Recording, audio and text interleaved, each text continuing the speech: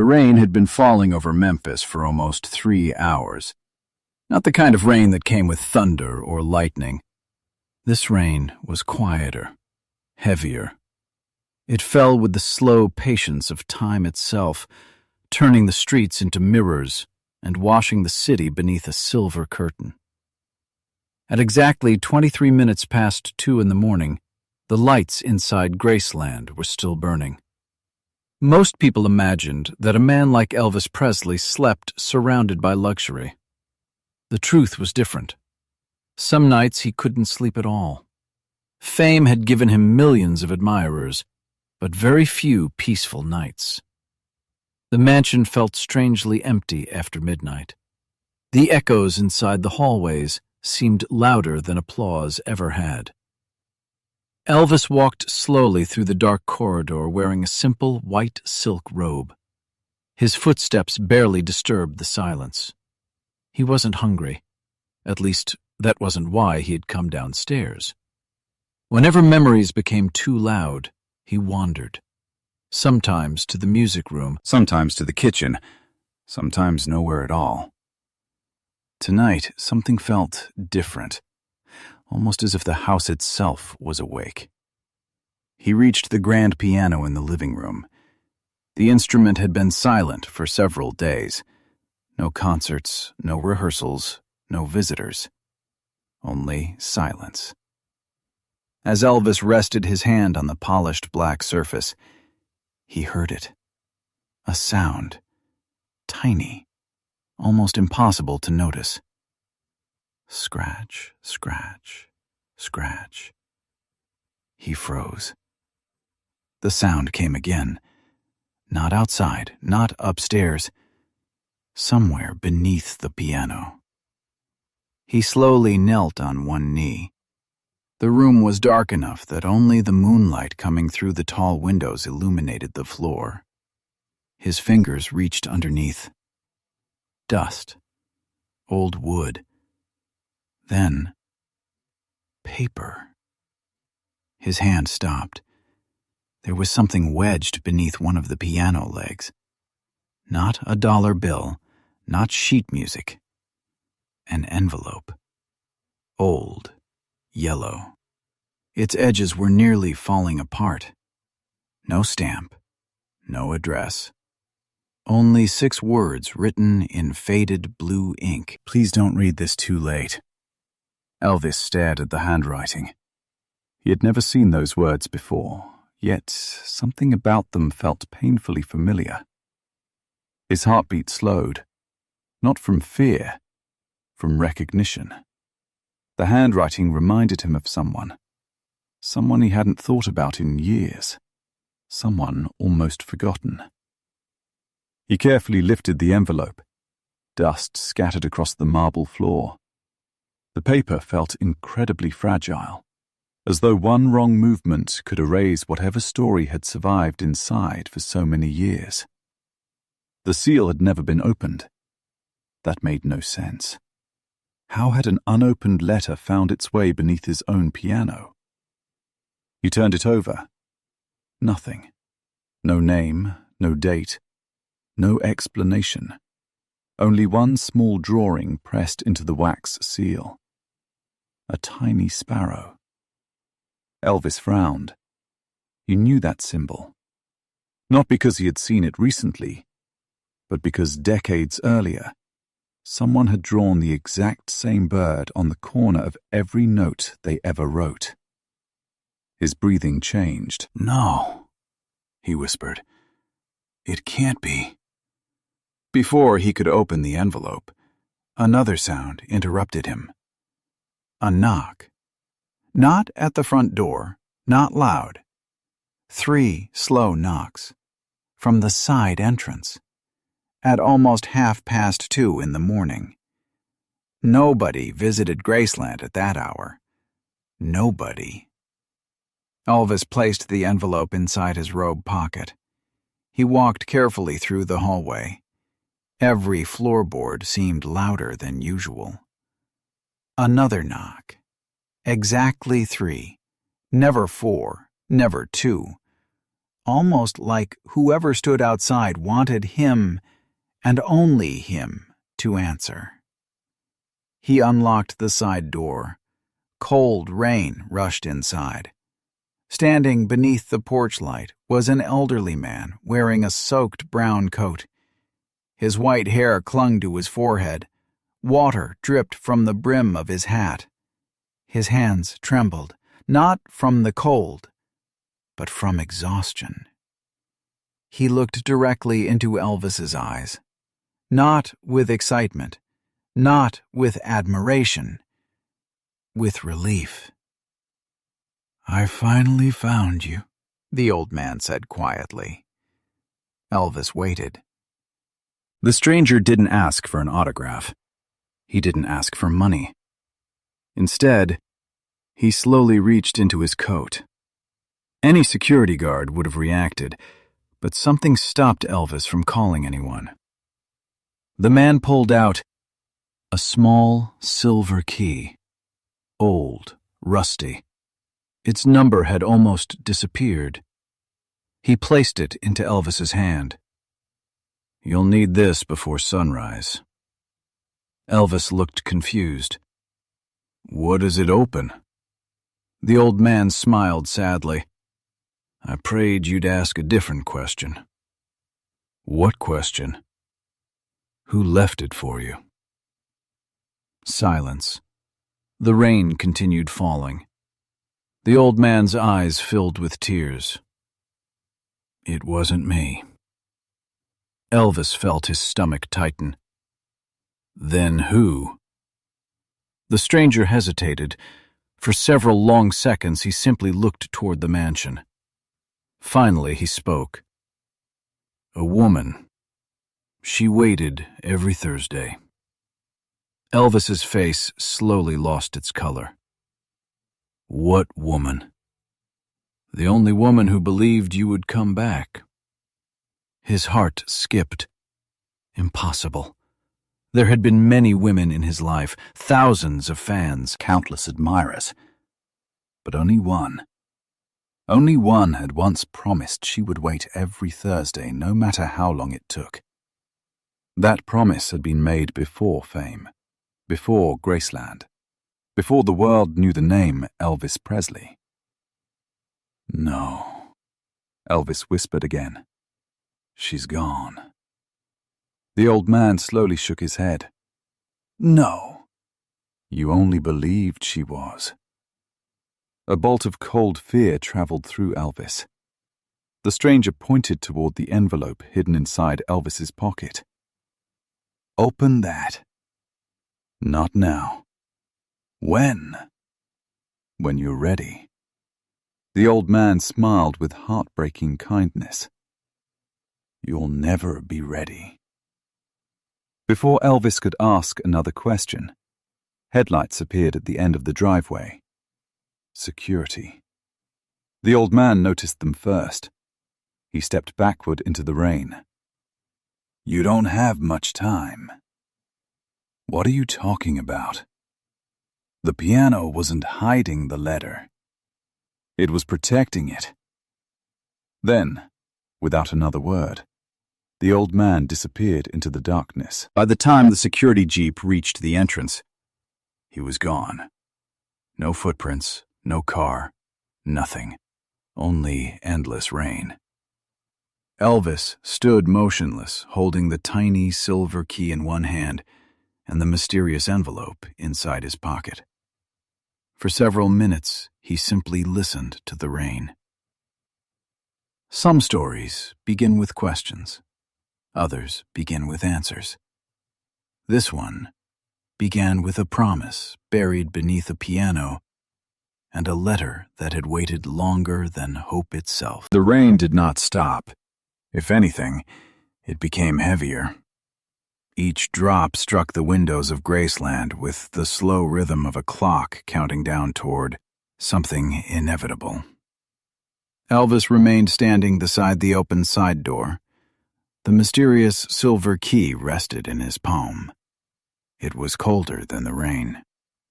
He turned it over beneath the hallway light.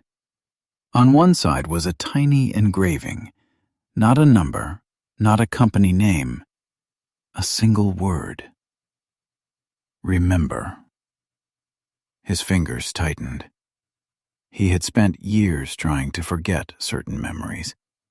Some because they hurt, others because success had buried them beneath endless concerts, screaming crowds, cameras, interviews, airplanes, and hotel rooms that all began to look the same. But memories never truly disappeared. They only waited. Just like the letter beneath the piano. Just like the old man who had vanished into the Memphis night. Elvis slowly walked back toward the living room. The mansion felt different now. The walls seemed to hold secrets they had never spoken before. Every portrait, every hallway, every staircase suddenly felt older, as if Graceland itself had been waiting for this night. He placed the silver key on top of the grand piano. Then he looked at the envelope again. The faded handwriting seemed almost alive beneath the soft golden light. His heart whispered not to open it. His curiosity demanded the opposite. He carefully broke the old wax seal. The crack echoed through the empty room. Inside, there was no letter, only a single photograph, black and white. Its edges had curled with age. Elvis lifted it carefully. His breathing stopped. The photograph showed a small wooden church outside Memphis. He recognized it immediately. Not because it was famous, because he had once promised someone he would meet them there every spring. Standing beside the church was a young woman wearing a light-colored dress. Her face was turned away from the camera. She was holding the hand of a little girl. On the back of the photograph, someone had written, "You never came." Nothing else. No signature, no explanation. Only those 3 heartbreaking words. Elvis sat down without realizing it. The piano bench creaked beneath him. His eyes never left the photograph. You never came. The sentence echoed inside his mind. Suddenly, he remembered. Not completely, just enough. Years earlier, long before Graceland, before Hollywood, before the white jumpsuits, before the private airplanes, there had been one spring afternoon, one promise, one road, one church, and someone waiting. He had intended to go. He truly had. But life had moved faster than promises. One concert became another. One recording session became another tour. Weeks became months. Months became years. Then, silence. He had convinced himself she had simply moved on. Now, that certainty had shattered. The woman had waited, at least once. Maybe longer. A soft knock interrupted his thoughts. Not the front door this time. The library. Someone was tapping on the half-open wooden door. Elvis looked up. Charlie Hodge stood there. One of the few people close enough to notice when something wasn't right. "Everything okay?" Charlie asked, quietly. Elvis hesitated, then held up the photograph. "Have you ever seen this place?" Charlie stepped closer. His eyes widened. "I know that church." "You do?" "My uncle used to repair the roof there." "When?" Charlie thought carefully. "Long time ago." He looked closer. Then his expression changed. "I've seen this woman." Elvis immediately stood. "What?" Charlie nodded slowly. "I never told you because I didn't think it mattered." "When?" "Maybe 5 years ago?" Elvis stared at him. "Where?" "Outside one of your concerts." What happened? Charlie leaned against the doorway. There was an older woman standing behind the crowd. Did she ask for me? No. Did she try to come inside? Charlie slowly shook his head.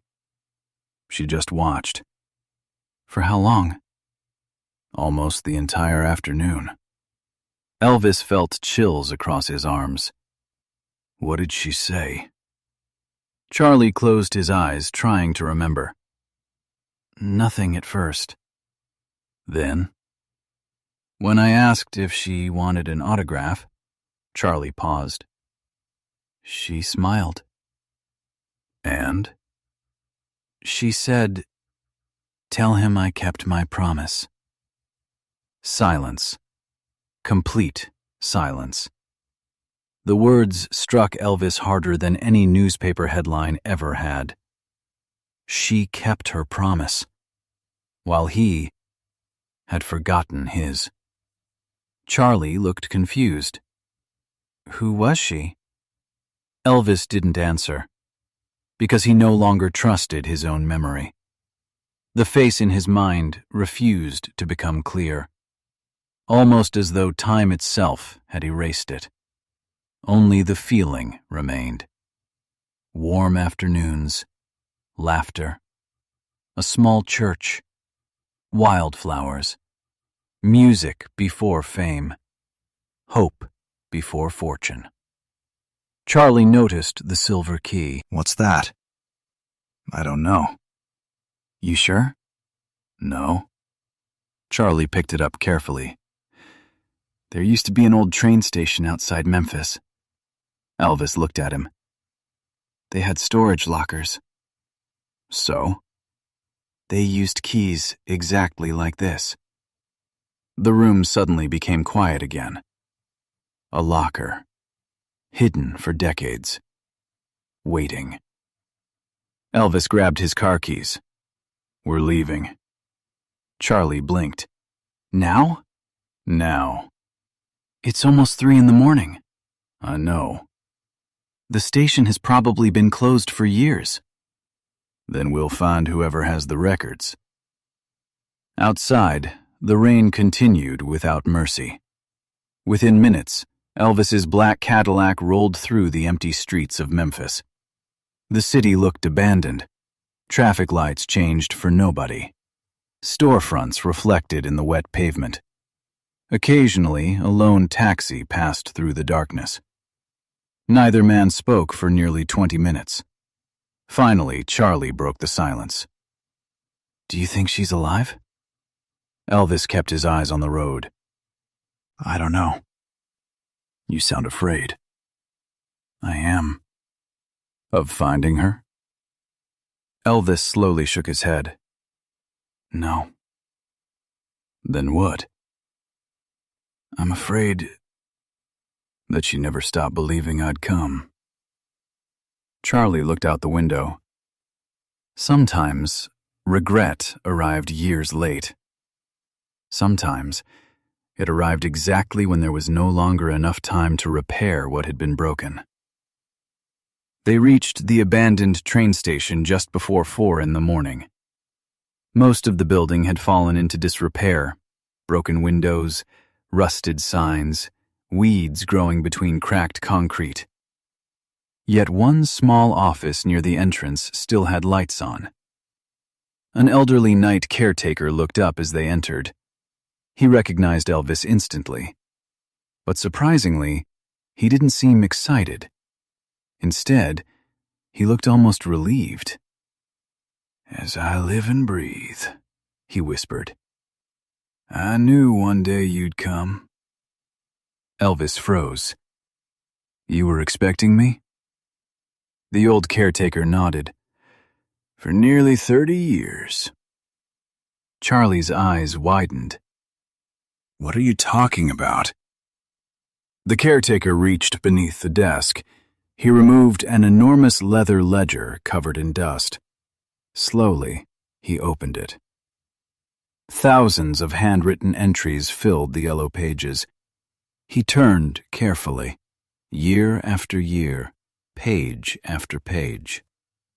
Finally, he stopped. His finger rested beside one name. He pushed the book toward Elvis. There, written in elegant handwriting, was a sentence that made the blood drain from his face. If Elvis Presley ever returns, give him locker 27 for anyone else. Below the sentence was a signature. Elvis stared at it. His hands began to shake uncontrollably, because he recognized the handwriting instantly. It was exactly the same handwriting that had written, "Please don't read this too late." And for the first time that unforgettable night, Elvis realized something terrifying. The mysterious woman had never stopped leaving messages for him. She had simply hidden them, where only fate could finally lead him. The caretaker didn't speak. He didn't need to. The silence inside the abandoned station carried more weight than words ever could. Elvis stood motionless. The leather ledger remained open before him. His own name, written decades earlier by someone who had somehow known he would eventually arrive. His fingers slowly traced the faded ink, not because he doubted what he saw, but because part of him desperately hoped he was dreaming. Charlie finally whispered, "Who wrote that?" Elvis swallowed. "I think the only person who never stopped waiting." The caretaker quietly reached beneath the counter once more. This time he placed a small wooden box on the desk. It wasn't expensive. It wasn't beautiful. Time had cracked the corners. The brass hinges were covered with rust.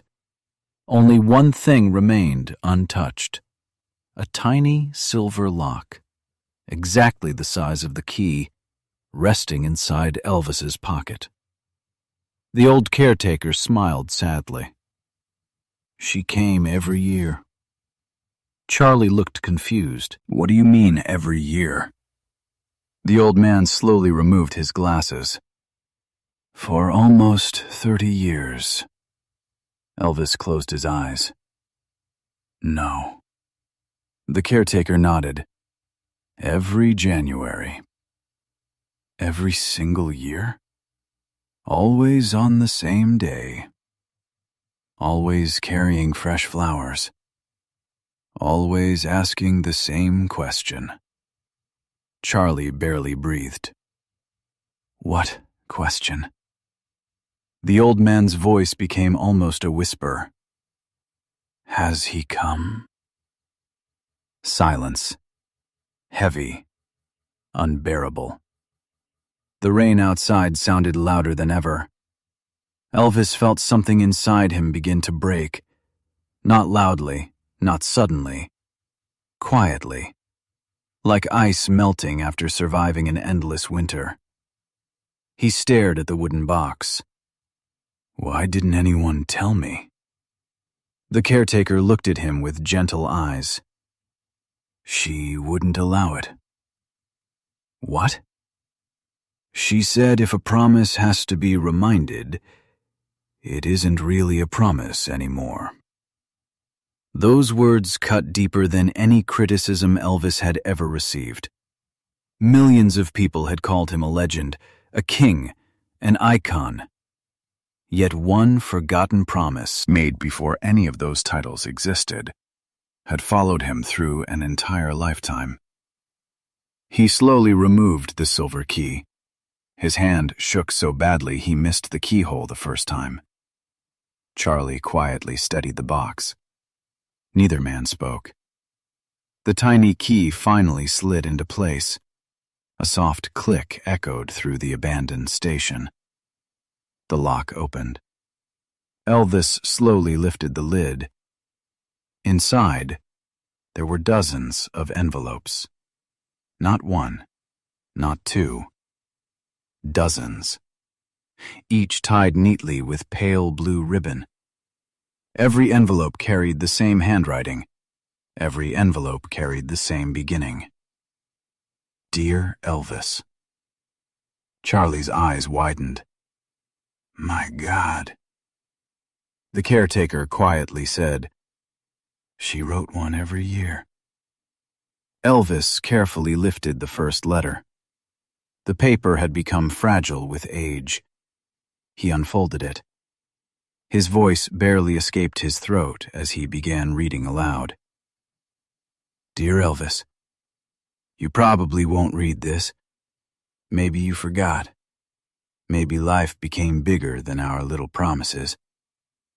That is all right. I came today anyway. The church looked beautiful after the rain. I sat on our favorite bench until sunset. I smiled because I remembered the boy who said he would never become too busy for old friends. I still believe that boy exists somewhere. If you ever come back, I won't ask why you were late. I'll only be happy you came. Elvis lowered the paper. He couldn't continue. His vision blurred. Charlie had never seen him cry before. Not like this. Not silently. Not with tears that seemed to come from somewhere decades older than the moment itself. There were more letters, one every year, every birthday, every Christmas, every spring. Each one filled not with anger, but hope. She never accused him, never blamed him, never asked for anything. She simply described her life, the flowers blooming outside the church, her father's passing, the first gray hair she found, the little bakery where she began working, the children she taught piano lessons, the birds returning every spring, the snow falling outside her window, the songs she still heard on the radio, and at the end of every single letter, the exact same sentence. I'll leave the door unlocked, just in case. Elvis reached the final envelope, the newest one. The paper looked less faded. His hands trembled harder than before. The date read August 1977. His breathing stopped. That was only weeks before his own death would eventually come. He slowly unfolded the final letter. Dear Elvis, the doctor says my heart is becoming tired. I laughed when he said that. My heart has been tired for many years, not because of you, because waiting is heavy. But I have never regretted it. People think waiting is weakness. I think waiting is another name for love. Tomorrow I will visit the church again. If you come, I'll still be there. If you don't, please don't be sad. Some promises are not meant to be kept on earth. Maybe heaven keeps better time than we do. Thank you for giving one lonely girl something beautiful to believe in. Goodbye, Emily. The station became completely silent. Elvis stared at the signature. Emily. The name exploded inside memories he had buried beneath decades of fame. He remembered everything. A small church, a borrowed guitar, summer evenings, two teenagers dreaming about impossible futures. The promise. No matter where life takes us, we'll meet here every spring. He had believed it when he said it. Then life happened. Success happened. The world happened. He looked at the caretaker. Did she? His voice disappeared. The old man nodded before the question was finished. She passed away the following autumn. Elvis closed his eyes. For a long time, nobody moved. Nobody spoke. Finally, the caretaker handed him one final object. A tiny brass address plate. It had once been attached to a mailbox. One line was engraved across its surface: The Blue Sparrow Cottage. She lived there? The caretaker smiled. For almost 40 years. She never married. Charlie quietly looked away. She said she had already given her heart once. The drive to the cottage took less than 20 minutes. Dawn had begun to color the sky. The rain had finally stopped. Birds were beginning to sing. The little house stood alone beside an open field. Blue paint covered the wooden walls.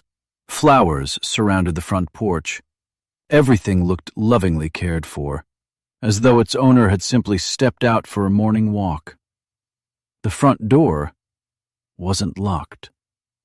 Elvis slowly pushed it open. Inside, time had stopped. A piano, books, fresh flowers that had long since dried, photographs, and on the wall, an old newspaper clipping. Not of a concert, not of fame. A tiny newspaper article announcing, "Local boy wins singing competition." The photograph showed a teenage Elvis smiling awkwardly. Emily had framed it. Below it hung another frame. Inside was a faded photograph of two teenagers sitting beneath an oak tree. One held a guitar.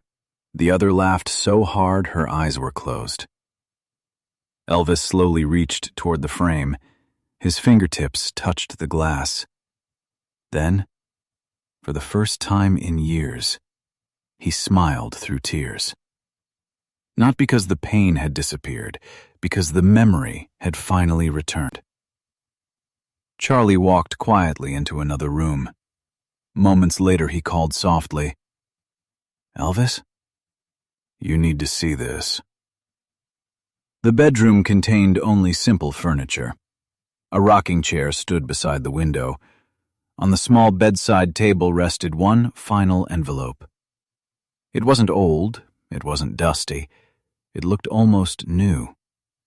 Across the front, in perfectly familiar handwriting, were the words that had waited a lifetime to be read.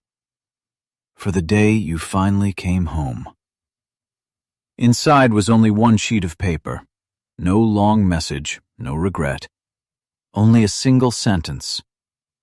"You were never late, because forgiveness arrived before you did." Elvis could no longer hold back his tears. He sat quietly beside the window. Morning sunlight slowly filled the little cottage. For the first time in decades, he wasn't thinking about concerts, records, or applause. He was thinking about a promise, about kindness, about forgiveness, about a woman who had chosen love over resentment for an entire lifetime. As the first rays of sunlight crossed the room, a tiny blue sparrow landed on the windowsill. It chirped once, then flew into the bright Memphis morning. Elvis watched it disappear across the open sky. He smiled softly. "Goodbye, Emily." No audience applauded. No cameras captured the moment. No newspaper ever reported it. Yet in that quiet little cottage, far away from the screaming crowds, Elvis Presley experienced the greatest standing ovation of his life. It came from a heart that had forgiven him long before he had learned to forgive himself. And sometimes, the greatest love stories are not the ones that end with two people together. Sometimes, they end with one person finally understanding that love was never measured by how long someone stayed, but by how faithfully they waited, and how completely they forgave.